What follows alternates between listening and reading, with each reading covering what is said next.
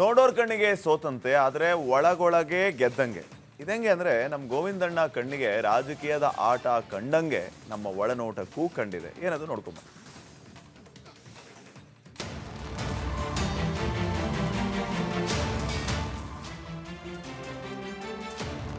ಸೋತು ಗೆಲ್ಲೋದು ಅಂತಾರಲ್ಲ, ಹಂಗಂದ್ರೆ ಇದೇ ನೋಡು. ಹೊರಗಡೆ ನೋಡೋರ್ ಕಣ್ಣಿಗೆ ಸೋತಂತೆ ಆದ್ರೆ ಒಳಗೆ ಗೆದ್ದಂಗೆ.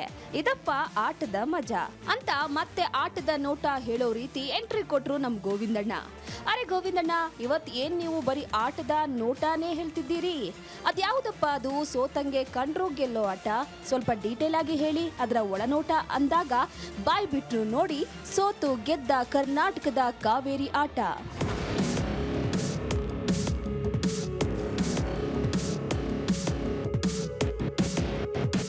ವಿಷಯ ಏನಪ್ಪಾ ಅಂದ್ರೆ, ಸದ್ಯ ಕರ್ನಾಟಕದಲ್ಲಿ ಹೋರಾಟದ ಕಿಚ್ಚು ಕಾಡ್ಗಿಚ್ಚಿನಂತೆ ಹಬ್ತಿದೆ. ಅದ್ಯಾಕೆ ಅಂದ್ರೆ, ಕರ್ನಾಟಕ ತಮಿಳುನಾಡಿಗೆ 3,500 ಕ್ಯೂಸೆಕ್ಸ್ ನೀರು ಬಿಡುಗಡೆ ಆಗಬೇಕು ಅಂತ CWMA ಅಂದ್ರೆ ಕಾವೇರಿ ನೀರು ನಿರ್ವಹಣಾ ಪ್ರಾಧಿಕಾರ ಆದೇಶ ಕೊಟ್ಟಿರೋದ್ರಿಂದ ಕಾವೇರಿ ಹೋರಾಟದಲ್ಲಿ ಕರ್ನಾಟಕ ಸೋತು ಹೋಗ್ಬಿಟ್ಟಿದೆ ಅನ್ನೋ ರೀತಿ ಮೇಲ್ನೋಟಕ್ಕೆ ಕಾಣಿಸ್ತಿದೆ. ಆದ್ರೆ ಇದರ ಅಸಲಿ ಒಳನೋಟ ಬೇರೆನೇ ಇದೆ.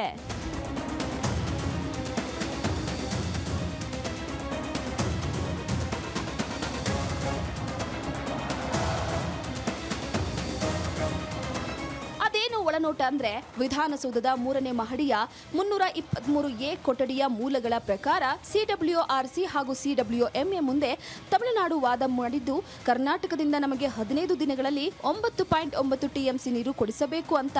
ಅದಕ್ಕೆ ಪೂರಕವಾಗಿ ಇತ್ತೀಚೆಗೆ ನಮ್ಮ ಜಲಾಶಯಗಳಿಗೆ ಒಳಹರಿವು ಹೆಚ್ಚಾಗಿರುವ ಅಂಕಿ ಅಂಶಗಳನ್ನ ತಮಿಳುನಾಡು ಕೊಟ್ಟಿತ್ತು. ಅಷ್ಟೇ ಅಲ್ಲ, ಈ ಹಿಂದೆ ಇಂತಹ ಬರಗಾಲದ ಸಂಕಷ್ಟದ ಸಮಯ ಬಂದಾಗ ಪಾಲಿಸಿದ ಸೂತ್ರದ ಪ್ರಕಾರವೇ ಕನಿಷ್ಠ 9 TMC ನೀರು ಕೊಡಲೇಬೇಕು ಅಂತ ತಮಿಳುನಾಡು ವಾದಿಸಿತ್ತು. ಅದಕ್ಕೆ ಸರಿಯಾಗಿ ಕಳೆದೊಂದು ವಾರದಲ್ಲಿ ಕರ್ನಾಟಕದ ಹಾರಂಗಿ ಜಲಾಶಯ ತುಂಬಿತ್ತು. ಇತ್ತ ಕಬಿನಿ ಕೂಡ 78% ತುಂಬಿದೆ.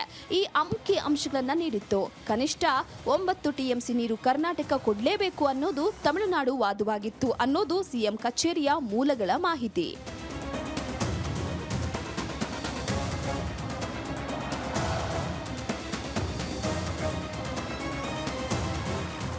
ವಿಧಾನಸೌಧದ 3ನೇ ಮಹಡಿಯ ಮೂಲಗಳ ಪ್ರಕಾರ ತಮಿಳುನಾಡಿನ ಸೇರಿಗೆ ಸವ್ವಾ ಸೇರು ಎನ್ನುವಂತಹ ವಾದವನ್ನ ಕರ್ನಾಟಕದ ಅಧಿಕಾರಿಗಳು ಮಂಡಿಸಿದ್ರಂತೆ. ಕಾವೇರಿ ಜಲನಯನ ಪ್ರದೇಶದ ಜಲಾಶಯಗಳಿಗೆ ಈಗ ಬರ್ತಿರೋ ಒಳಹರಿವಿನ ಆಧಾರದ ಮೇಲೆ ನೀರಿನ ಹಂಚಿಕೆಯ ಸೂತ್ರ ಸರಿಯಲ್ಲ. ಕಳೆದ 2 ತಿಂಗಳ ಒಳಹರಿವಿನ ಡೀಟೇಲ್ಸು ಹಾಗೂ ಜಲಾಶಯಗಳಲ್ಲಿ ಜೂನ್ ತಿಂಗಳಿಗಿಂತ ಮೊದಲು ಎಷ್ಟು ನೀರಿತ್ತು ಅನ್ನೋದು ಹಾಗೂ ಮುಂದಿನ ಜೂನ್ ವರೆಗೂ ಕುಡಿಯೋಕೆ ಎಷ್ಟು ನೀರು ಬೇಕು ಅನ್ನೋ ಡೀಟೇಲ್ಸ್ ಎಲ್ಲಾ ಕೊಟ್ಟು ಪ್ರತಿವಾದ ಮಾಡಿದ್ರಿಂದ ತಮಿಳುನಾಡು ಕೇಳಿದ 9.9 TMC ನೀರಿನ ವಾದಕ್ಕೆ ಹಿನ್ನಡೆ ಉಂಟು ಮಾಡಿತು ಅನ್ನೋದು ಮೂಲಗಳ ಮಾಹಿತಿ.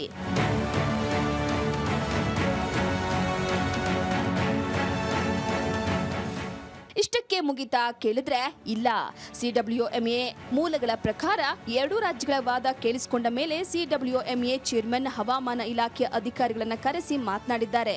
ಈ ಹಿಂದಿನ ಸಭೆಗಳಲ್ಲಿ ಕರ್ನಾಟಕದಲ್ಲಿ ಈಗ ಬರಗಾಲ ಇದೆ, ಮಳೆ ಬರೋ ಸೂಚನೆ ಇಲ್ಲ ಅಂತಿದ್ದಂತ ಹವಾಮಾನ ಇಲಾಖೆ ಅಧಿಕಾರಿಗಳು ಈ ಬಾರಿ ಕರ್ನಾಟಕದಲ್ಲಿ ಸದ್ಯದಲ್ಲೇ ಒಳ್ಳೆ ಮಳೆ ಆಗೋ ಸೂಚನೆ ಇದೆ ಅಂತ ಬೇರೆ ಹೇಳ್ಬಿಟ್ರು.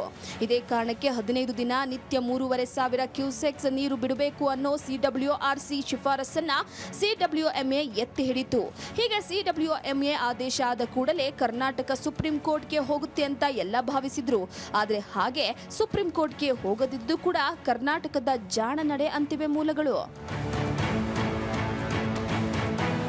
ಅದ್ಯಾಕೆ ಅಂದ್ರೆ, ಕರ್ನಾಟಕ ಈಗ ಆದೇಶದ ನಂತರವೂ ತಮಿಳುನಾಡಿಗೆ ನೀರು ಬಿಟ್ಟಿಲ್ಲ. ಹಾಗಂತ ಇದು ನ್ಯಾಯಾಂಗ ನಿಂದನೆ ಏನೂ ಅಲ್ಲ. ಒಂದು ವೇಳೆ ಸುಪ್ರೀಂ ಕೋರ್ಟ್ಗೆ ಹೋಗಿ ಅದೇನಾದ್ರೂ ನೀರು ಬಿಡಲೇಬೇಕು ಅಂತ ಹೇಳಿದ್ರೆ ಆಗ ಕರ್ನಾಟಕಕ್ಕೆ ನೀರು ಬಿಡದೆ ಬೇರೆ ದಾರಿಯೇ ಇರ್ತಿರ್ಲಿಲ್ಲ. ಹೀಗೆ ಎಲ್ಲಾ ಶಿಫಾರಸು ಆದೇಶದ ನಂತರವೂ ಕರ್ನಾಟಕ ಒಂದು ಹನಿ ನೀರನ್ನು ಕಳೆದುಕೊಳ್ಳದೆ ಸೋತು ಗೆದ್ದಿದೆ ಅನ್ನೋ ಸೋತು ಗೆದ್ದ ಆಟ ವಿಧಾನಸೌಧ 3ನೇ ಮಹಡಿಯ ಮೂಲಗಳಿಂದ ಒಳನೋಟಕ್ಕೆ ಕಂಡಿದೆ.